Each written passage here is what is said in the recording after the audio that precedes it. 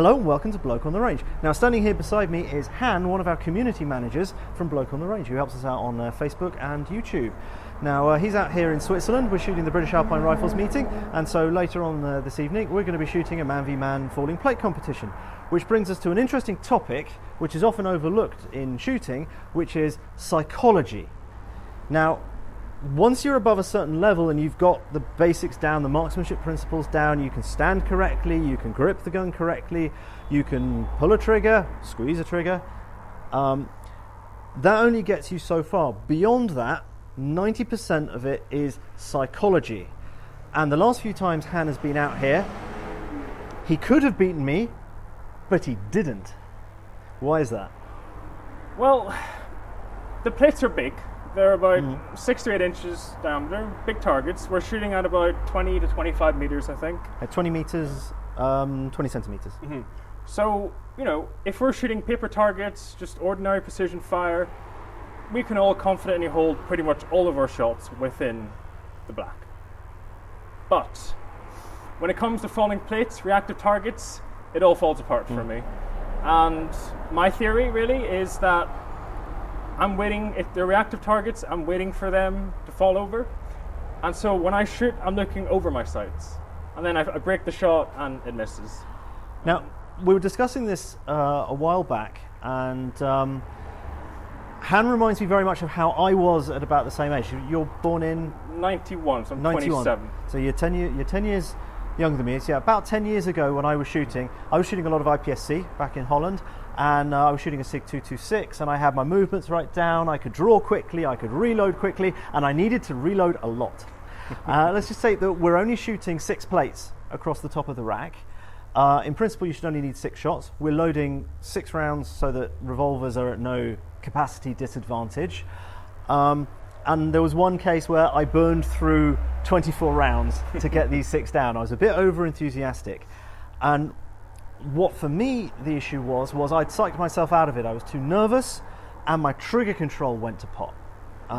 Fundamentally, as Han says, shooting the 8-inch aiming mark of a precision target at 20 meters rather than the normal 25, two-handed, taking your time, you shouldn't have any shots outside of the aiming mark, really. Yeah. In fact, you're hoping to get them all in the 10, 9 or 8. Even a cadence of one a second is perfectly manageable, I think. Absolutely, but you've got two issues. You've got the issue that it's a competition in the first place. There are 20 people behind you. And there's 20 people behind you, and you're shooting alongside somebody else.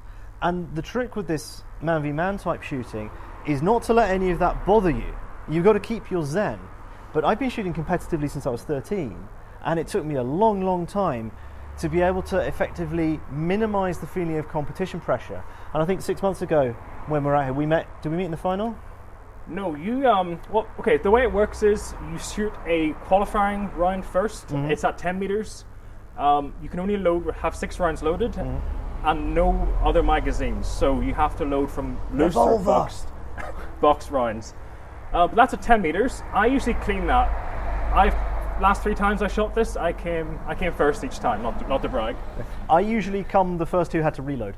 Yes, he usually misses one and then has to reload. So what really should happen is I should really be seated first or second, and Mike should be first or second. Mm-hmm. So we should meet in the finals. But last time we shot this, I met Mike in the second round and he smoked me. I'm pretty sure we met. Oh, anyway, it's not a classic knockout. It's a J ladder, so everybody shoots at least twice. It's slightly more complicated. It's double elimination. Yeah, double elimination knockout, which is kind of cool. And it actually means that whoever ends up coming second can actually shoot quite a lot. Yeah. If you win all the way through, you actually shoot not that many times. It's the second person ends up getting a lot of shooting, and suddenly you can be a bit flustered because you're off. No, you're back on. And it gets a bit crazy. But it's somewhere where it really, really gets to you with reactive targets. You should know, in principle, when the shot breaks, you should know where it's gone. You should know whether you're going to have to shoot that plate again. But you don't always. There's this tendency to, as Han said, look over your sights and look at the plate. And you're wearing safety glasses over your normal glasses. I mean, okay, this is a cultural difference here. In Europe, we only tend to wear shooting glasses if the competition rules require it, or you're shooting steel or clay pigeon or something.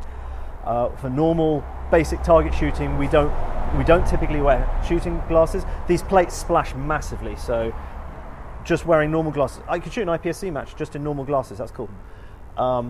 But these splash like crazy, so we'll be wearing something over the top of them, so you've got your vision's a bit limited. The plates get kind of grey. Yes. On a grey background, it's actually quite hard to see what's going on, and there's a tendency to hang on to the sights to recover from recoil and watch the plate as it goes, whereas actually you should be squeezing through and then using the recoil to come on to the next target across, and then you go back and clean up. And you should only fire 2 rounds at the same plate if you know that you've missed it. But this is all stuff that comes with a lot of experience and a lot of time. And it's all theory. And it's all theory. And in practice, well, it all breaks down under pressure. And it's under pressure. As soon as they say start or fire, and the rules are that you can either load from a holster, which both of us will do. Well, you've got a cheating holster, one of those. What are they called? Race holsters. Yeah, it's one of those German-made race holsters. It's got a Blade Tech, production. Yeah. Division. I mean, Han thinks that this is insufficient coverage. Thinks it's insufficiently modest. I think. Yeah. Hans is a little more modest. He has to raise his pistol up a bit more. What pistol are you using? I'm using a CZ75 Shadow. Mm-hmm. In 9mm, and I think it's perfectly adequate for the job. It's just up to me to put it to good use.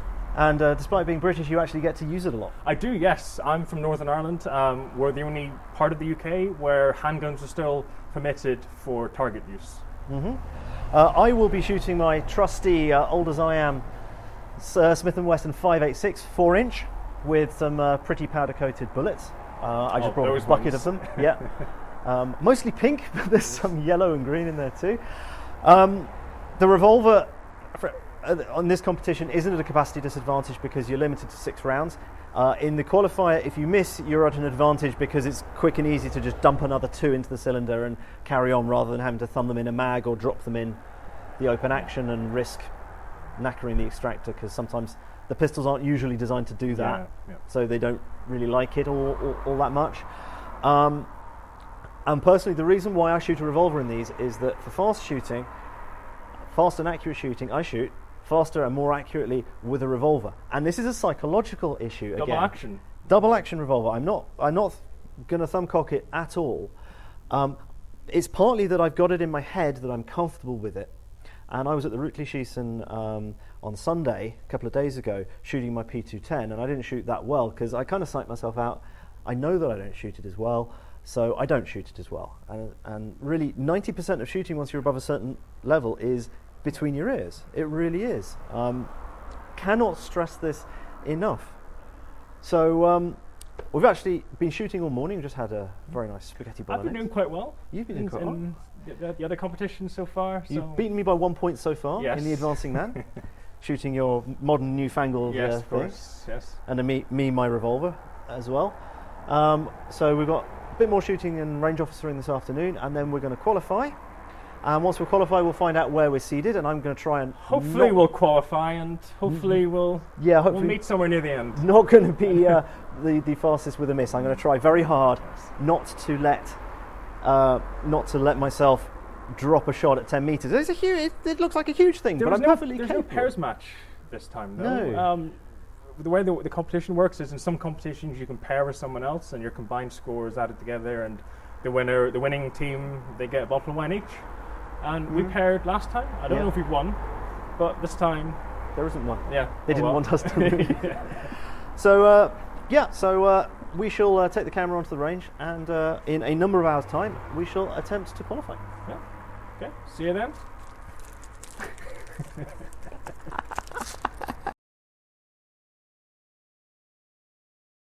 6 rounds.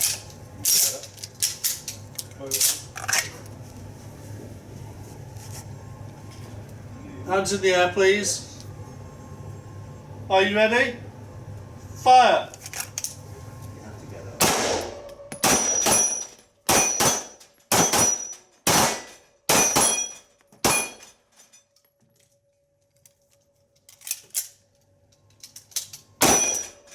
Instant reaction. Damn. Yeah, but you got 9 seconds. What have we got now? With a. It should have been 6, maybe. Oh well. Oh well.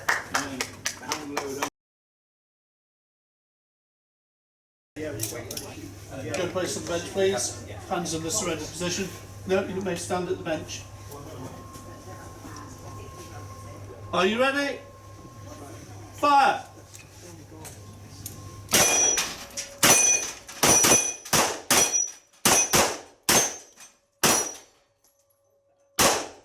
Seven seconds. In the lead. Yep. It's good. Reload from loose ammo. So instant reaction. You've beaten my fastest time with a reload. Was it 9 seconds? It was 9 seconds. That's good. Reloading with semi-auto. That was very good. Fastest semi-auto. But I reload shouldn't have ever. missed. And the reason I missed was because we're doing this. And I felt the pressure. Oh, excuses. You're as bad as a fisherman. So, I'm seated first. Han is seated fifth. Let's see how it goes. Joint third, you know, third, fourth. Yeah. Whatever, doesn't matter. Yeah. Well, let's see how it goes.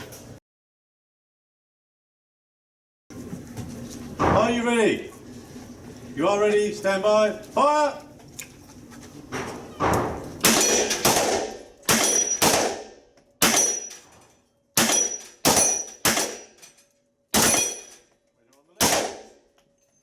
Hello, choke clear.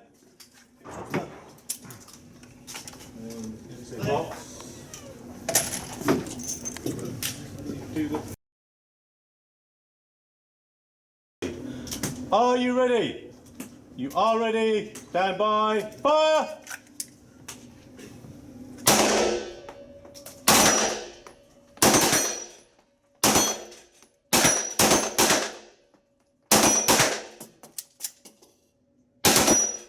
Window on the left. Unload. Show clear. That's okay. Good. Can we see in the chat box?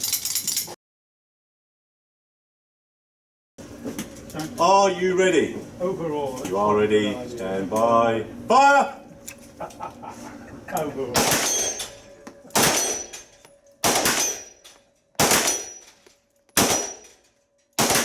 Window on the right. Unload. Show clear. Okay, hold still. I think you're right. I think he comes here twice a week, though. Cleaned it again?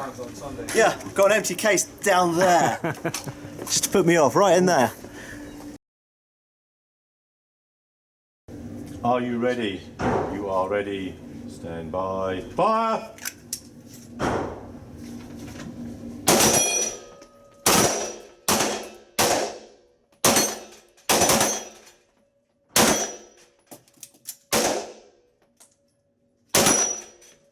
Winner on the left. Unload. Show clear. Thank you. I felt good, I guess.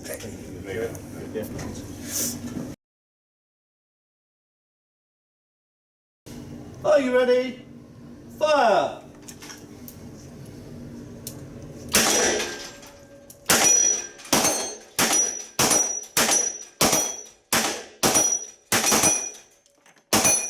Winner on the right.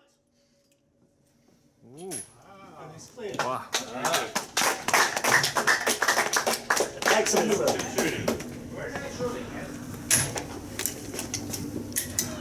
Up, sir? Right. Oops. Up. Han and Are you ready? You are ready. Stand by. Fire!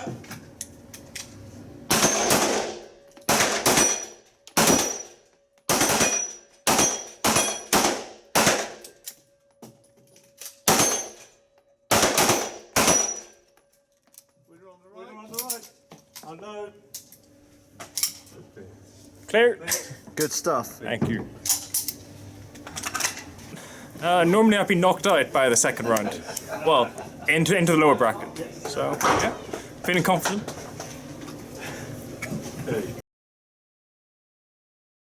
You are ready. Stand by. Fire!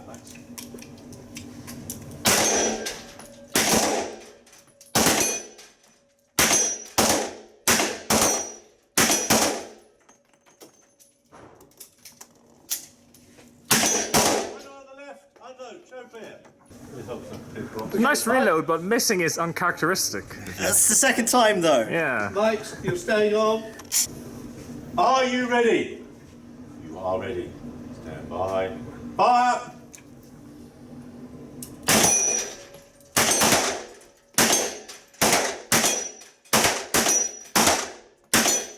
Winner on the left.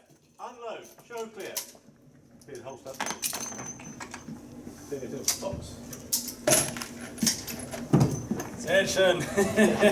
Merci. Right, so Lee, you are 4. Lee scared me. Sorry. It focused my mind. 4. Yeah. Surrender position. Are you ready? Fire!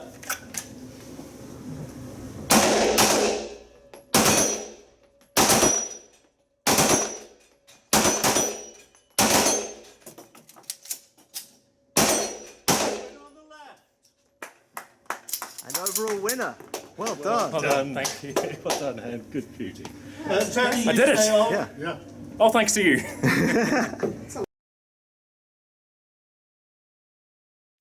Are you ready? Fire!